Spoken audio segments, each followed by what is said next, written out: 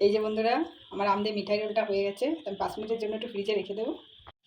নমস্কার বন্ধুরা, চলে এসেছি কুকিং টাইম চ্যানেলে। বন্ধুরা, আজকে আমি নতুন একটা রেসিপি বানাবো পাকা আম দিয়ে। এখন আমের সময় শুধু আম দিয়েই রেসিপিটা বানাবো। তো আমি আম দিয়ে আমের মিঠাই রোল বানাবো। তার জন্য এখানে দুধ লাগবে, পাউরুটি লাগবে। তো এখানে 500 গ্রাম দুধ নিয়েছি।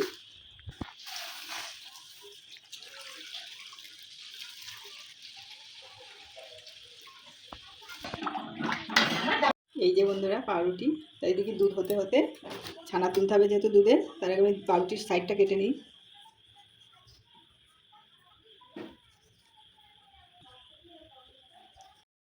এই যে বন্ধুরা, দুধটা একটু ফুটিয়ে নিয়েছি। একটু ছানা কাটবো, লেবু নেই তার জন্য ভিনিগার দেবো।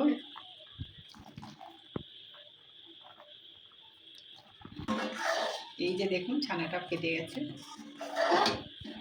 দেখুন ছানাটা সব কেটে গেছে। এবার আমি ছেঁকে নেব একটু ছাঁকনি দিয়ে।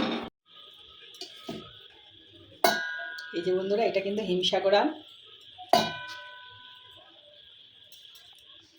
এই যে ছানাটা দেব, বাকি আমটাও কেটে নেব। কাজু দিয়ে দেব, একটু চিনি। এই যে বন্ধুরা, এটা মিক্সচার করে নিয়েছি।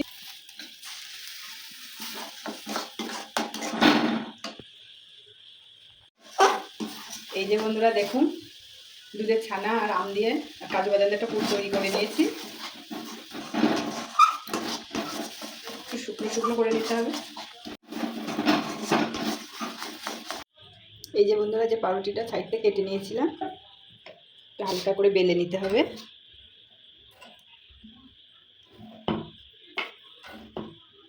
একটু পাতলা করে নিয়েছি। পুরটা তৈরি করেছি, এটা লাগাতে হবে।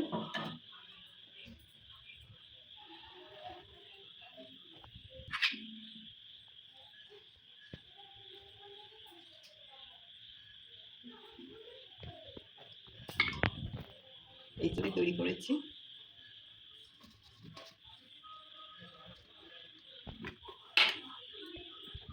এইভাবে সবগুলো নেব বানিয়ে।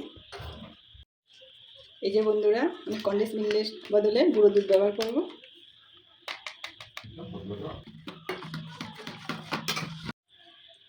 ইচ্ছা করে আমটাও দিয়ে দেব।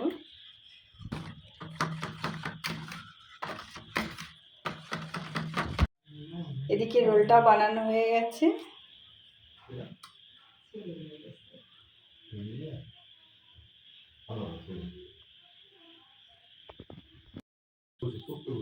কাজু বাদাম দেব।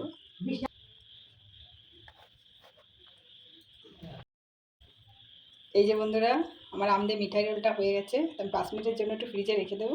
হয়েছে। তা বন্ধুরা, কে কে মিঠাই রোল খেয়েছেন অবশ্যই কমেন্টে জানাবে। আর নতুন বন্ধু হলে অবশ্যই কমেন্ট সাবস্ক্রাইব লাইক করবে।